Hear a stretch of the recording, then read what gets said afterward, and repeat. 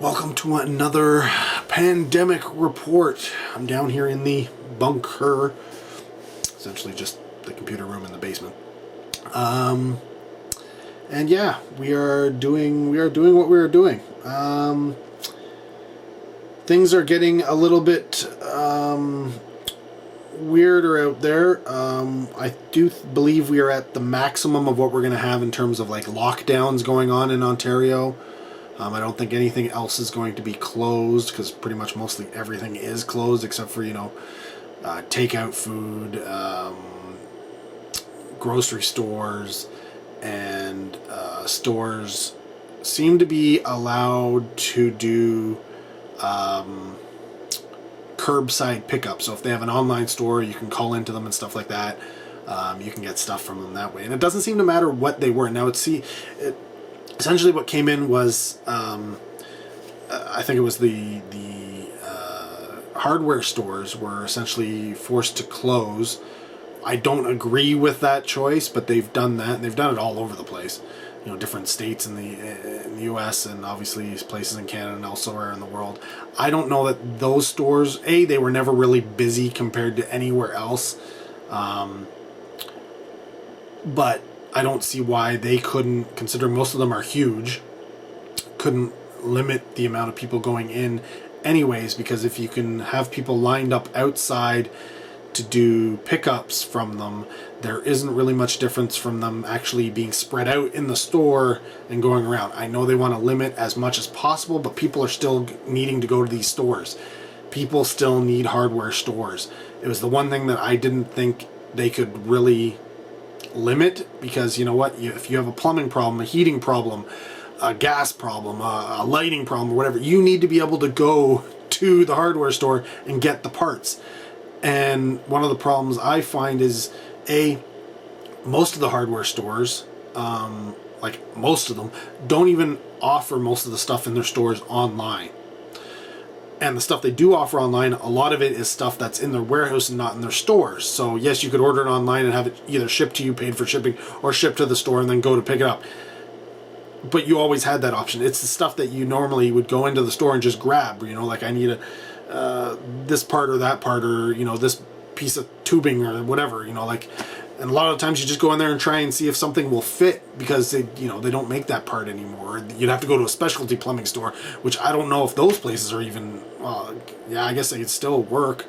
But essentially they shut down construction for most parts, unless it was deemed a construction for infrastructure, hospitals and stuff like that, or if the project was already started, which that I understand. A lot of people didn't really get that, and I was like, you don't understand. Like, you can't, this stuff runs on a certain timeline, and you can't just shut it down and have it essentially vacant for, a month, 2 months, 3 months, because you've got vandalism, right? People will come in and they will steal whatever's there that they can, and the elements themselves will destroy what's there. And essentially, they could have put in, $10 million worth of work into that project already, and you're saying, well, we don't want people to get sick. And it's like, okay, but you just bankrupted the construction company, because I'm pretty sure their insurance does not cover that. I could be wrong. Maybe it does. Maybe you do have insurance for this, but I hadn't even heard of pandemic insurance, but apparently they do sell pandemic insurance. It is out there. So if you don't have pandemic insurance, maybe some insurance companies don't cover you. I don't know. The whole insurance thing out there, it's weird. It's really bad in the US. It's not as bad in Canada. There is a lot of regulations and stuff to govern them, but yeah, I don't even want to deal with that kind of stuff. All I know is my automobile insurance is now under my house, and when it comes to automobile, I've never had a problem, and I've had to make multiple claims, not because I hit somebody, but because somebody hit me, and they're always not a problem, done. Next, within a week, I get my car back brand new, or I get the money for my old car, and it's honestly, it's happened a couple of times, and it's been a lot more than I thought my car was worth. But hey, if that's what they're willing to give me, I'm gonna take it and run with it. But that being said, yeah, I don't even want to think about the people who are having to deal with insurance through all this.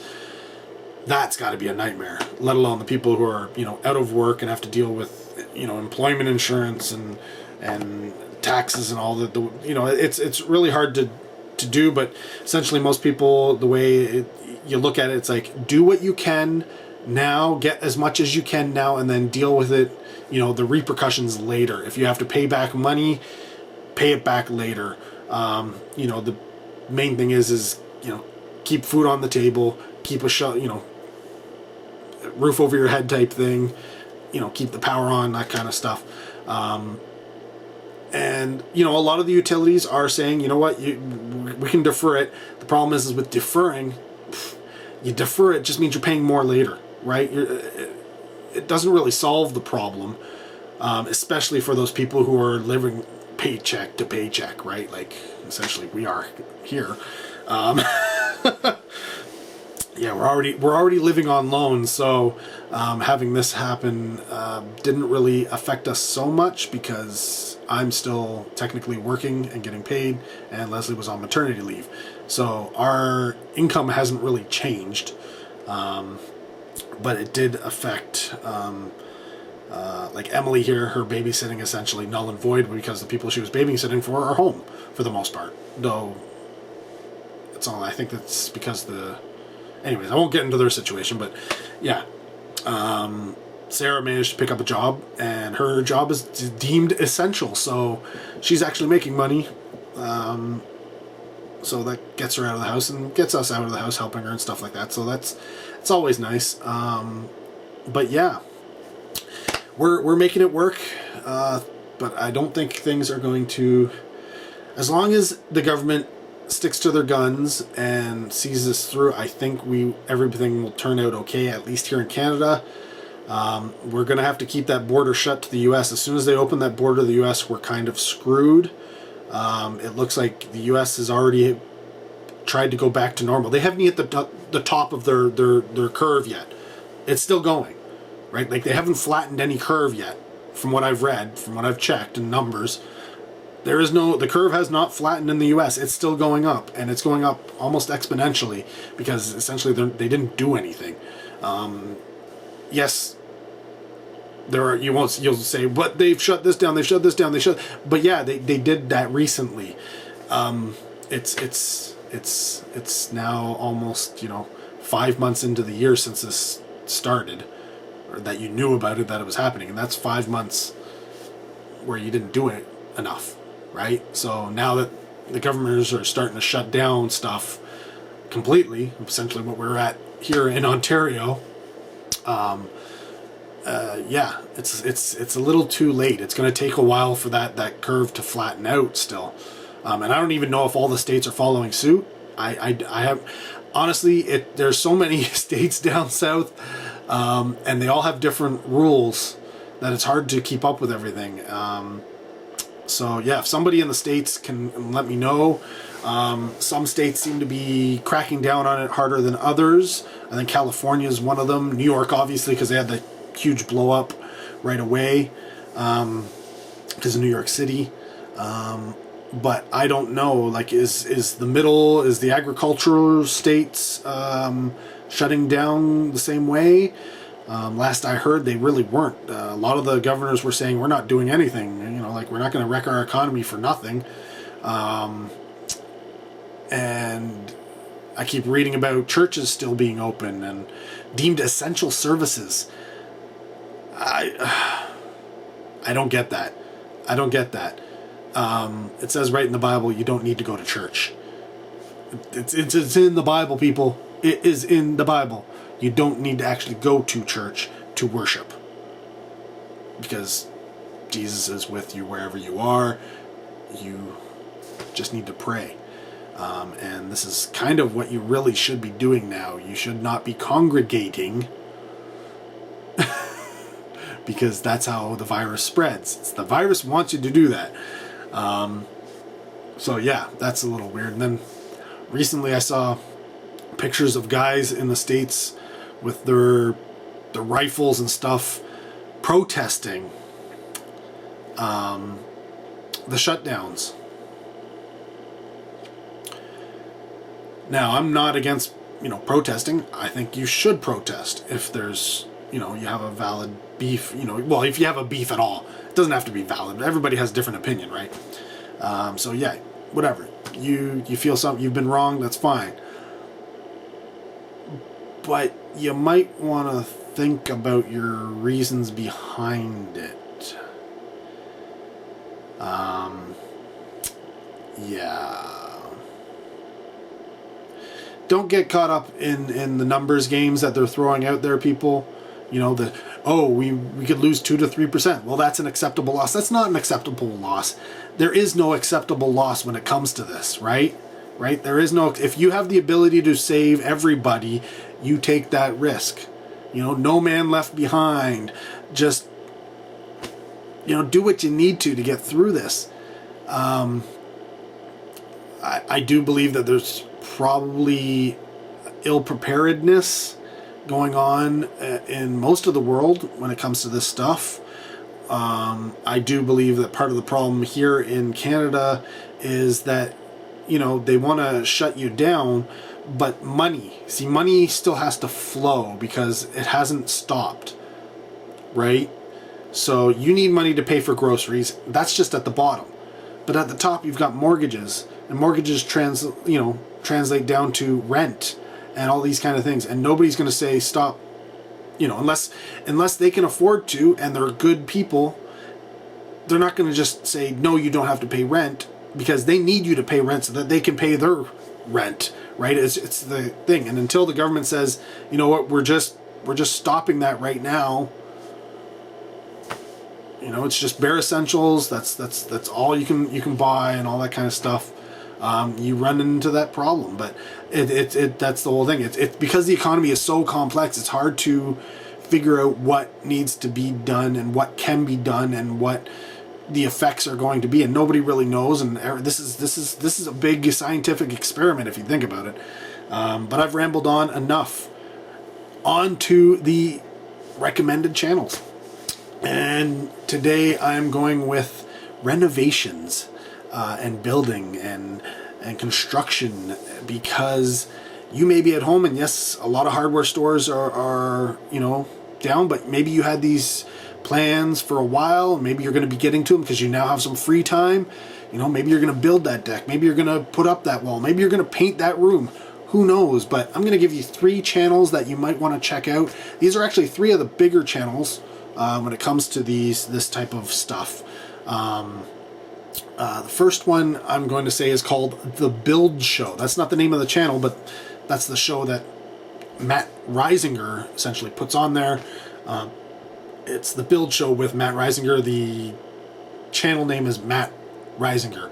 Now, Matt Reisinger, I believe he's out of Texas, and he is a home builder. He is a custom home builder, and he's not just a low-end custom builder, home builder. He's kind of like upper end. I wouldn't say he's at the top, but he's not in the middle either. He's above the middle. He uses premium products and stuff like that. And the reason why I suggest his channel is because what he does is he goes to the multiple build shows. So he's often a speaker at them. And he will go through and show all sorts of new products and stuff that are out there on the market. And so you can see those and check them out and such. Maybe not most readily available things, but at least you get to see what different things are out there, and perhaps you're planning on doing something and he'll show you something that might do it better or easier or be more along your skill level. Who knows? So yeah, that's one thing. Plus, when he's doing all of his videos and stuff, he often will feature a certain product that he uses on a regular basis in his builds, and how to do it, and different problems that he's run into building a particular project and how he went about solving them. So that's for the more, those of you who have a little bit more talent than your general person. You may find a lot of knowledge from the Build Show with Matt Reisinger than your average folk.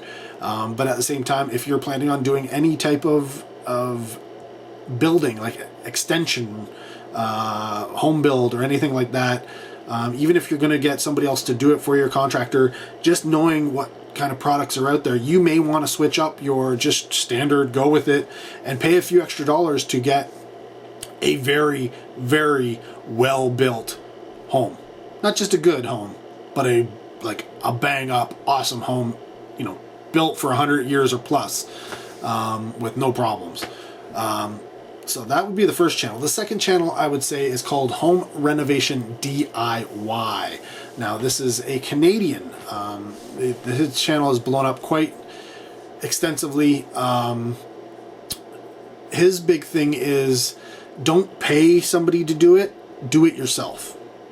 And he goes through and shows you all sorts of different projects from every different thing. You want to put in a bathroom, kitchen, bedroom, walls, basement, siding, windows, doors, all sorts. He's got tons of videos, and I will say he is one of the best at explaining how to do things without getting like overly complex and going over top of your head and using things that you probably don't have available to you. And if he is going to use something, he'll say you can just rent it. You don't have to buy these things. You can just go rent it. You got it for half an hour. You're done. Here you go. You managed to do this. You didn't have to pay somebody to do it, right? So his big thing is, do it yourself so you save money. It's not that hard. Similar to any type of DIY show on television, right? Very, very well put together. Really nice. Seems like a really, really nice guy. Has a sense of humor about things. And yeah, like I said, his whole goal is trying to teach you how to do it yourself so you don't have to go out and pay guys like him to do it.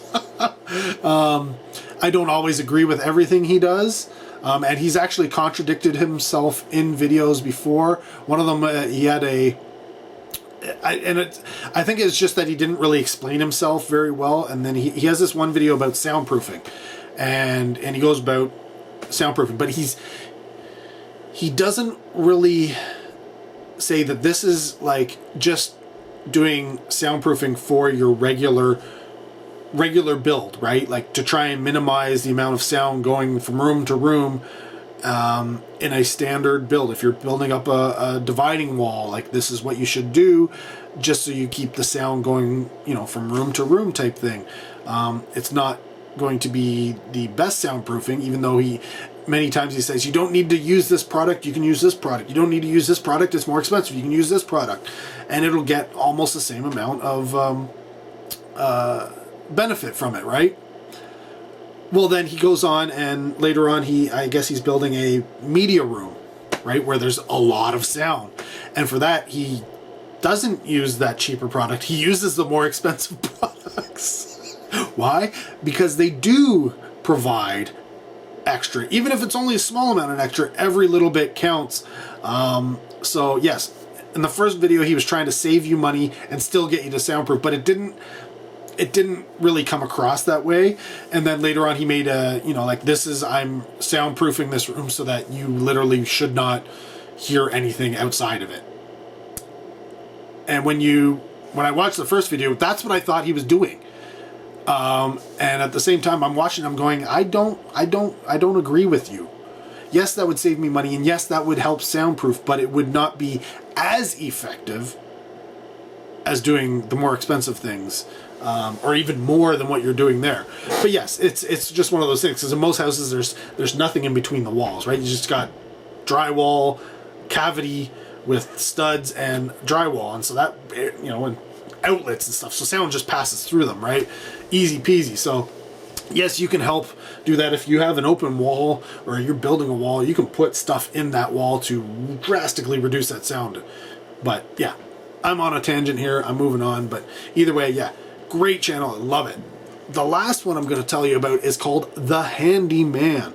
Now, this is a guy in the States, and he is literally just a handyman. He makes his living going around doing odd jobs, and he will show you, essentially he brings his couple of cameras, his GoPros and stuff, and sets it up and does whatever he's been hired to do, whether that be change a doorknob, put in a new, brand new, like completely renovated kitchen, change, fix up an in-ground sprinkler system, change latches on a gate outside, put in a new fence, whatever, whatever he's been hired to do. And he'll show you what he does. He doesn't so much go over the how-to similar to the DIY channel.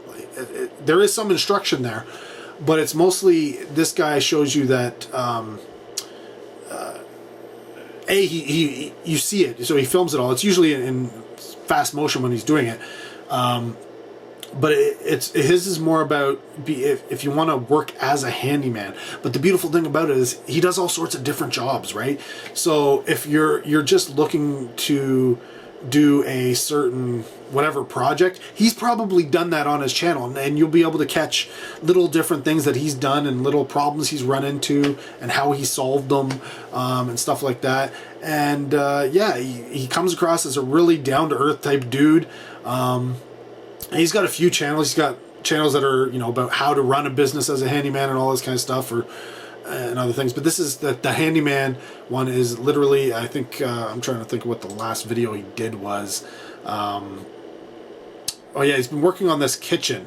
And he was remodeling, like, the entire kitchen, putting in new walls, taking out walls and putting in partitions and stuff. And he makes the cabinets himself, right? Like, this is how good this guy is.